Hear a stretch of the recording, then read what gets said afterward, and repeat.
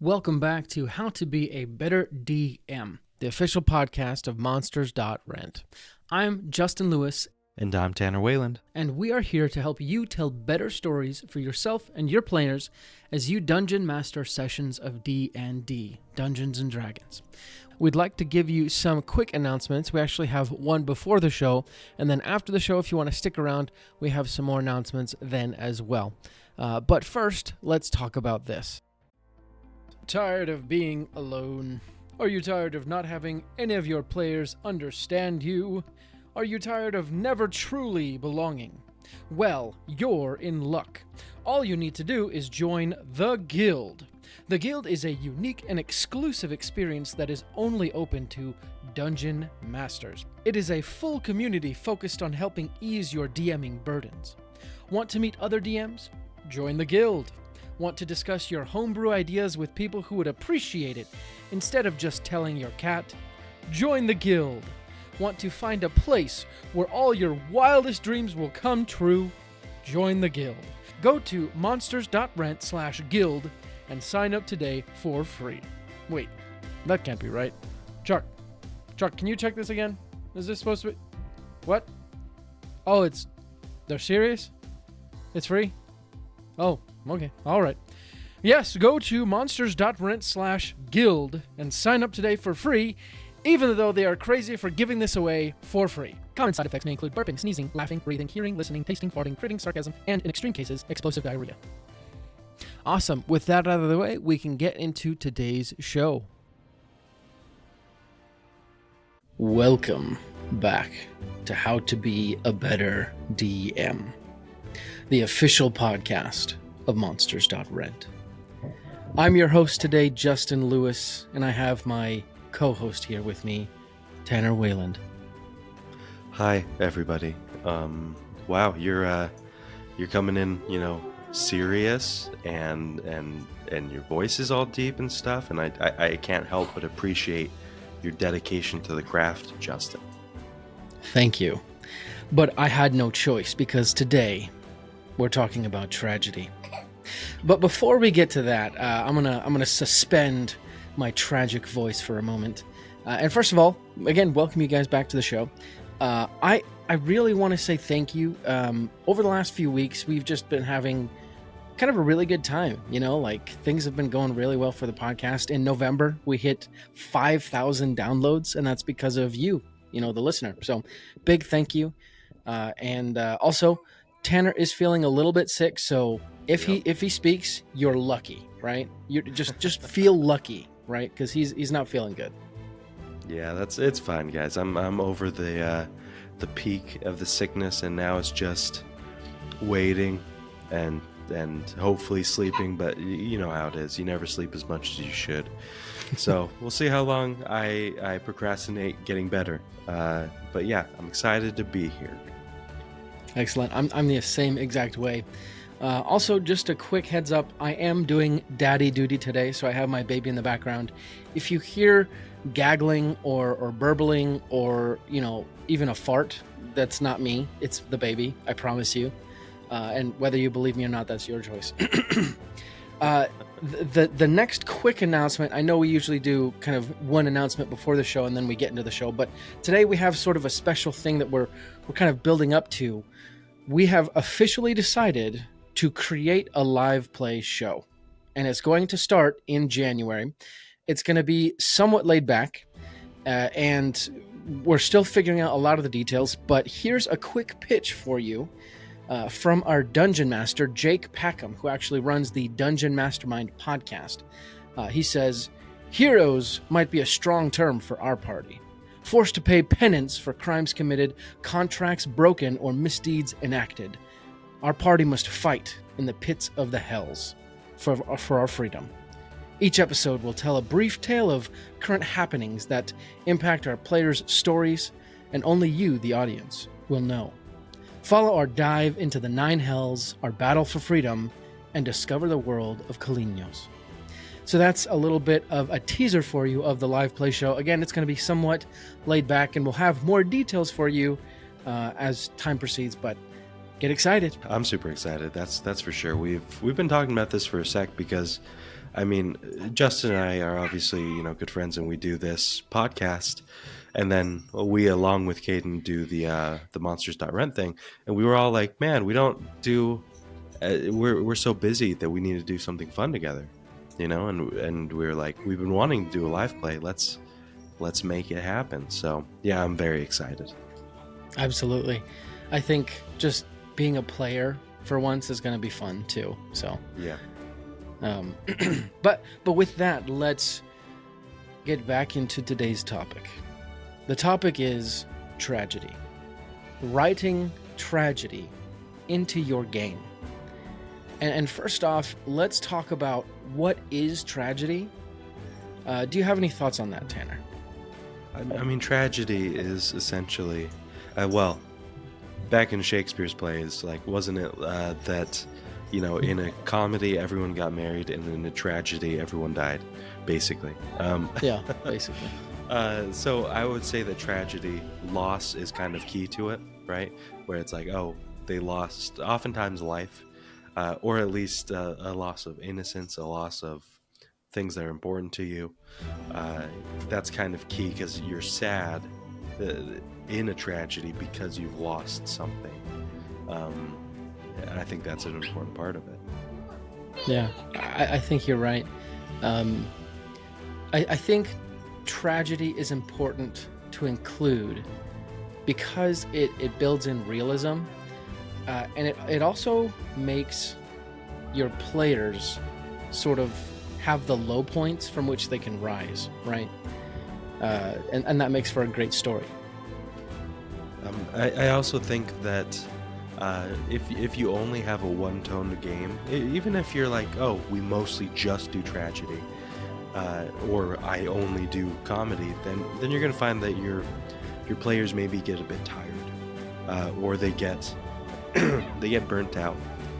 And I think that you need to explore the emotional spectrum and give yourself, like, both stretch how your players are coping and how they're acting, but also stretch, the emotional boundaries so that they feel more energized from session to session. Because if you don't do that and you're just doing straight one type of emotion, then same as if you were only doing combats or only doing role playing, it takes a toll. Absolutely. And you actually said the word coping, and I think that's a really important word, because usually tragedy involves, for those who survive it, right, some sort of coping mechanism, and there's a very good probability that any given coping mechanism is actually sort of a negative thing and can cause conflict for the character coping or for those around them. And I think that also makes for a more rich storytelling experience, right? Just thinking in, my family's personal life, anytime there has been a major tragedy and the effects of those tragedy lasted for like longer than a day, there were serious ramifications and struggles, and things that needed to be overcome sort of in the long haul. And I think that makes for more dynamic characters. Exactly. And you might be wondering, about what tragedy looks like in D&D. I'm sure you've maybe experienced it in either a live play you've listened to or one of your own sessions. But typically, it is some examples that come to the top of my head is when a PC or a player character has, someone from their backstory or an NPC that they've made a connection with, and that person gets kidnapped or injured in a serious way, like, oh, they lost their leg or something, or they died, right? That's a great example. Also, in the case of, like, let's say that your party has something that they're very attached to throughout the adventure, right? Maybe it's a base or a horse or something, right? If they lose that, like the base goes up in flames, or the horse, they tie it to a post and they're like, okay, we'll be back. And then when they come back, they find that the rope is cut that was tying it, and then they follow its tracks and they find, its carcass, on the side of the road, and a bunch of wolves around it, right? those are very simple examples of tragedy. And you could obviously go even further by building up a huge tragedy to an entire village, an entire city, right? Yeah, and I suppose tragedy doesn't have to necessarily be, world-shaking events. They can match the tenor or even the scope of any particular character, and they can change kind of moment to moment. If you have sort of a silly character, if they lose their favorite goblet, right, that could be like a pretty big tragedy. I think you need to remember that the point of tragedy isn't just to like do kind of hard things or crappy things to characters, but it's to do things to characters that make them sort of think in new ways and kind of have decisions to make. Exactly. Because like you were saying about the coping, a tragedy isn't something, it's not a neutral thing where you don't feel like you're compelled to action. Either you're compelled to, avenge what happened to that person or seek revenge for yourself, or to, be like, hey, we need to make sure this doesn't happen again. So if the tragedy is that, this small town of dwarves that you befriended got raided by giants, then suddenly it's like, okay, that propels you to action, and also to it propels you to have some great role playing in the way that you're talking with the survivors, the people that remain at the village, and trying to give them comfort, trying to give them assurance that you're going to take care of this, right? And so I think that's a great example of environmental tragedy.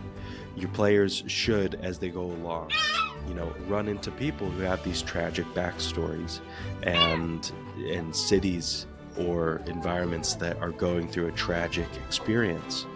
And one thing that's important when you're doing an environmental tragedy like that is you really want to, how you usually describe settings and really try and get across like an image. You're going to want to do that 20 times more to make the players actually feel what the NPCs are going through. I think you're absolutely right. Just thinking back, 9/11, the tsunami in Japan, countless other environmental tragedies that, even though technically I was far removed from those instances, right, at least physically, emotionally I felt connected, and I felt sorry, and I wish I could do something. Mimicking those in your game is not a bad idea for any individual plot point. Adding in any individual tragedy into your game is a really good idea if your characters are on some level decent people, right? Yeah. And that kind of goes back to what I was saying, right? You have to match the tragedy to the scope of the players. If they're evil players, then environmental tragedy probably won't work. Like having things go bad around them that would make them feel bad and make choices probably won't work. So in that case, you'll likely need to transition to personal tragedy, making things happen specifically to them or things they care about. Yeah, and sometimes you can even get a bit of a twofer there. Mm-hmm. Like you can be like, hey, something that they truly want is they aren't able to get it because of the environmental tragedy, right? Like, for example, let's say that the king in the kingdom just got assassinated, and all the people are so sad because, he was such a great king, and his children kind of suck, so we're worried about, what's going to happen with that. That's an environmental tragedy. But if the players are like, well, I don't care, I'm just going to go, to the mine where we were going to find a bunch of gold, and then the guards stop them, and they're like, hey, no one's leaving the city, and you have to go to the funeral, of the king, because everyone's required to go. And that's a way that you can kind of make them experience it in some way, right? You're still going to have to do some finagling and maybe even some flashbacks to a personal tragedy in their backstory, like maybe as they see the kids of the king pretending to be sad, then they flash back to a time when they were at their own father's funeral and they didn't have to pretend, or something like that, right? You can find ways to interconnect those two so that an environmental tragedy reminds them of a personal one, and it just makes that touch base with them more. Absolutely. And I think, sorry, Tanner. I just got, Okay. Yeah, I think my hit points are low. I'm gonna take a bonus action real quick and pop a potion. Actually, it's today's sponsor of the show. It's Magic Mind. These are productivity shots that can replace coffee or tea if you take those, or they can just kind of give you a boost of energy and focus in the morning. And I'm gonna drink this right now. A nice quick potion slug. So maybe I'll give you some good ASMR.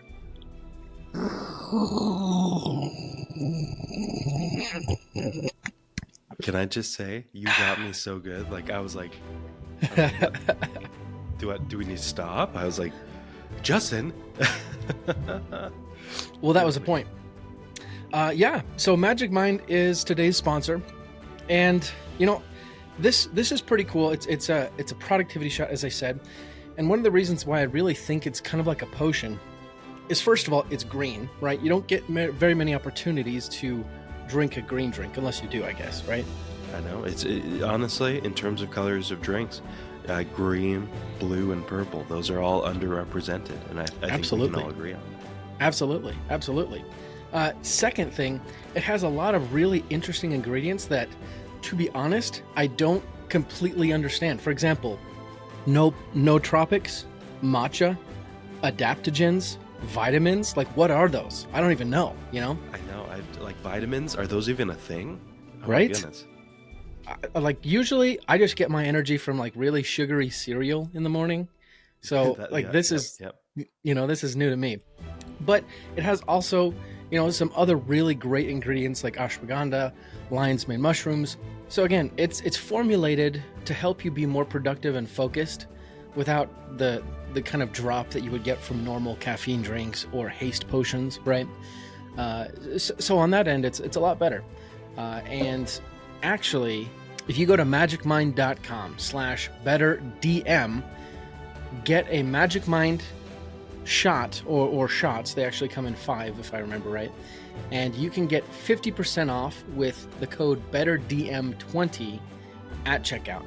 You can also go to any Sprouts Farmers Market stores across the country and pick these up. These are in store in January, so that's a new big thing. But again, BetterDM20 at checkout, online at magicmind.com/betterdm. Go get yourself some real life alchemical potions that will make you more productive and more focused. Yeah, they'll just give you more energy, like magic. Exactly. Anywho, now that I'm feeling all better and my HP is through the roof, Good. I think we need to talk about earned tragedy, right? So there's a difference between putting something in that really just kind of makes everyone feel sucky, and then there's putting something in that makes everyone feel sucky, but everyone loving it at the same time, right? Yeah, and I think especially when it comes to personal tragedy, I find that it's just underprepared for, is maybe a layman's way to say it, where I think that if you're going to have your players actually have a personal tragedy, then you need them to do the work, right? You're going to have to do work, obviously, but you're going to want them to actually have thought about, brainstormed, and even maybe written out like what kind of personal tragedies their character has actually been through, right? Because otherwise they come to something, and let's say, like my example before, you do a flashback at the start of a session, and you've put a lot of work into it, and they've barely put any work in. Then, when it comes to actually affecting their role playing outside of the flashback, they're not going to care. They didn't have a part in creating that tragedy. or a lesser role, and so it's not going to actually feel earned when you bring it up later, right? I think that's a very important point. At its core, adding tragedy into your game, and I guess the opposite, comedy, which we'll talk about in a future episode, is all about getting the player to feel and demonstrate real life emotion in a sympathetic way to their character, right? So in that sense, what you said is crucial, because the character needs to have had some emotional tie to the situation before the tragedy, and that's why the tragedy, the thing that changes the situation, it, has such an effect, because their emotional state is thrown out of equilibrium. Yeah, exactly. Because you need to see, you need to understand what they had before in order for the loss of that to mean something, right? And so I think before, while your players are going to come across many people who it's like, oh, they've been through the tragedy, right? Like, oh, they stumbled across some people who were traveling and some bandits, came and just wrecked them. It's like, yeah, you're going to find a lot of that kind of tragedy, and it's not going to hit home. And you kind of realize that, and that's fine. Now, the better way to do it is have the party meet that family as the party's hanging out in a town and that family's leaving. And then they get to connect with that family. And then when they run into them later and they see that the bandits have just, taken the daughter and, killed the husband, whatever happened, then you're going to actually feel for them, right? Because they met them before when they were happy. And then they kind of have a baseline to measure the tragedy against. Absolutely. You can almost, well, you should almost do this with each character's backstory, right? I guess you could term this emotion setting or priming, maybe is a better term. But in a character's backstory, have they ever undergone any sort of tragedy, right? Or what's the biggest tragedy they've undergone? So, for example, I bring up this group a lot because I'm kind of binging their story right now. But in the Erois campaign in High Rollers, D&D in the UK, one of their characters, his name is Lucius Vidian Elwin Elenasto. He's kind of this highborn princeling, right? And his life was given to him on a silver platter. And then he kind of goes through this airship crash at the very, very beginning of the show. And so, justifiably, he's kind of useless for a little bit of it, because he's like, this is like the hardest thing I've ever done, right? But then you have another character. She's a wild elf. She, grew up in the wild. She's kind of used to like hard things. She takes it in stride. So I think you need to think about those kinds of things with your characters and help them understand, right? Your character, he's a tavern keeper. What's the biggest tragedy he's ever had? Because if he faces, XYZ monster and gets like hurt really badly, that might be emotionally damaging. Yeah, exactly. I think there's some really wrong ways to introduce tragedy, and one of them is to just dump a tragedy at the player's feet and expect them to react the way that you're hoping. I hate to say this, but unless a player is very into the role-playing aspect and they're very good at looking for the emotion in the story, which I would argue most people aren't, because they're not actors, they're not trained for that. Then if you're just like, oh my goodness, the tavern keeper, he's sitting in the corner crying, then some players will ignore that. Or if they do reach out, they're just reaching out for a quest. They're not trying to emotionally connect. And what you want is that emotional connection, because that's going to bring the gameplay up a few notches at least, right? So what you're going to want to do is not just throw a tragedy at them and be like, okay, you walk into a village and, oh, there's a couple houses on fire. Players are going to go straight into, maybe it's a bad stereotype, but you know the stereotype of like men versus women and how they like well it's like feeling validation versus trying to fix something, you know, it's like the nail in the head kind of video that you've seen.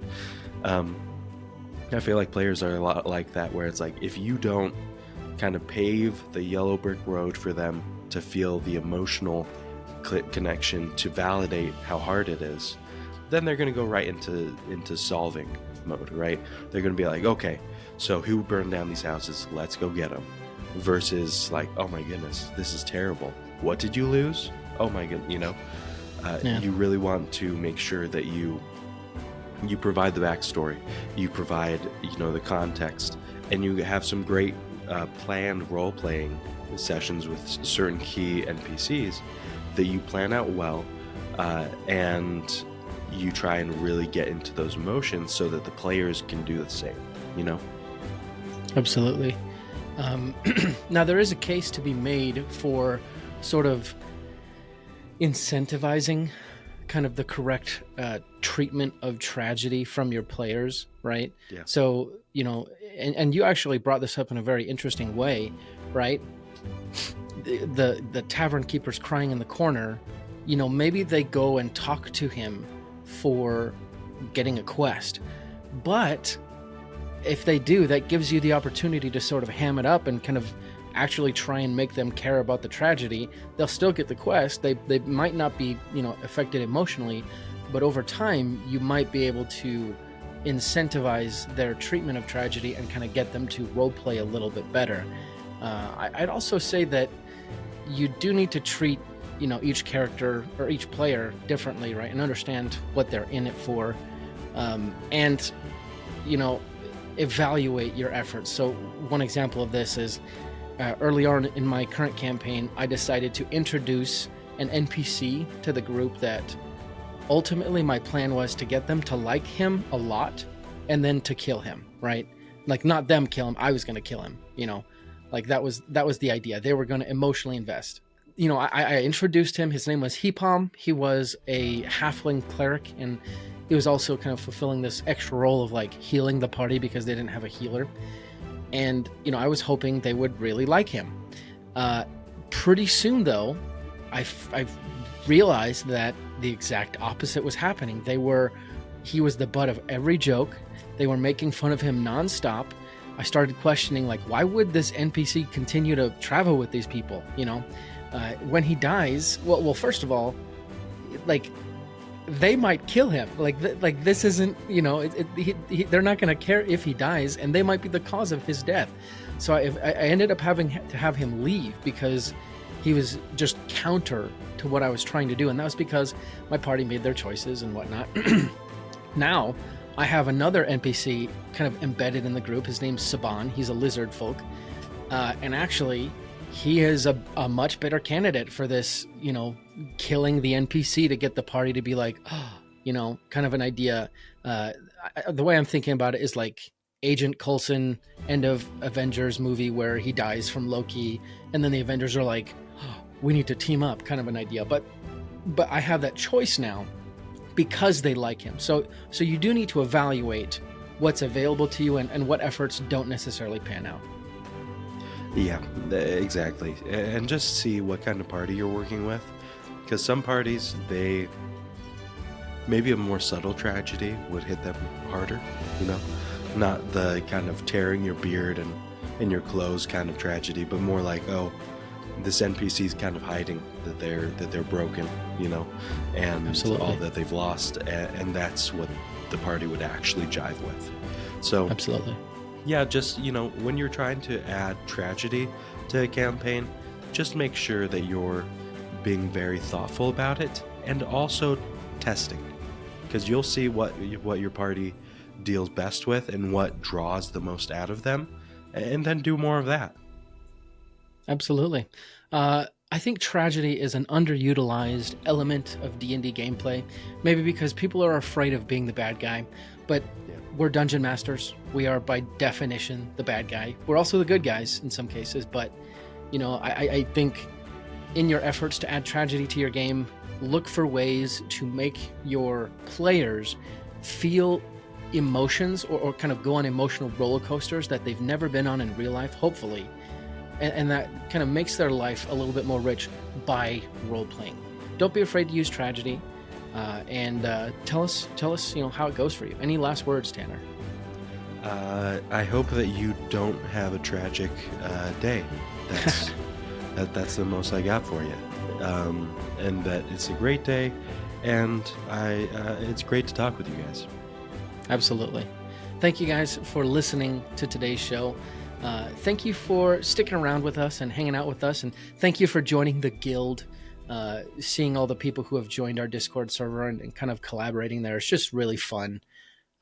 So hopefully more of you join. But also, we do want to hear from you. Like I said last week, what tragedies have you added to your campaigns with what levels of success? So reach out to us on Instagram. Go to Instagram, look up at How to Be a Better DM or at monsters.rent. Send us a message, video, text, audio, whatever it is. We'll put it up on the show. And also give us a follow so you don't miss anything. But we're going to be back next week for another awesome episode. Also, Merry Christmas, Happy Christmas, as they say in certain areas of the world.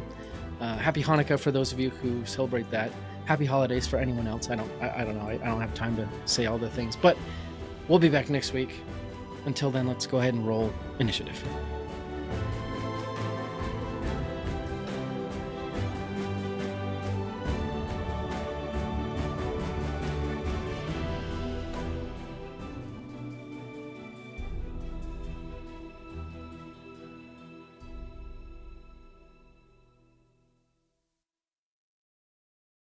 Thank you for listening to today's show. We really appreciate your support and your patronage. We have a few more announcements to go over. First, did you ever fall in love with the library as a kid? It was a place where you could experience 1,000 stories without having to buy 1,000 books. That is what Monsters.rent can do for your D&D campaign. You can rent and swap out as many quality miniature monsters and creatures for your D&D party as you could ever want, without having to buy them. You can rescue villagers from a kobold camp, or lead your party through the Fighting Forest, or many more adventures. We're coming out with new bundles all the time. Just sign up for our subscription to get access to your own personal library of minis. Go to monsters.rent to find out more. That's the website. Monsters, with an S, .rent. Get your library pass to a world of minis today. we also wanted to let you know that today's episode is sponsored by Stardust and Dragons. I'm going to let one of the cast of Stardust and Dragons, Christian Hatcher, and his crew tell you a little bit more about it. This August, a new adventure podcast is coming to a platform near you, filled with action. You one of the two of them. We can't keep taking hits like that. Drama. Everything that she's been doing, everything she's going to do, finally sets in. And Stardust. Help! Help! Someone, please! Find out more about this epic odyssey at stardustanddragons.com, where adventure awaits in the stars. That's all the announcements we have today. Again, thank you so much for everything you do for us. You make this show possible. Like we said before, we'll be back next week with another great episode, and until then, let's go ahead and roll initiative.